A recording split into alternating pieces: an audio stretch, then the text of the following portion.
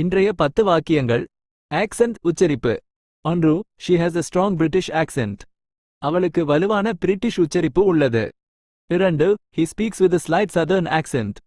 அவர் லேசான தெற்கு உச்சரிப்புடன் பேசுகிறார். 3. Her accent is difficult to understand. அவளது உச்சரிப்பை புரிந்துகொள்வது கடினம். 4. He tried to hide his accent.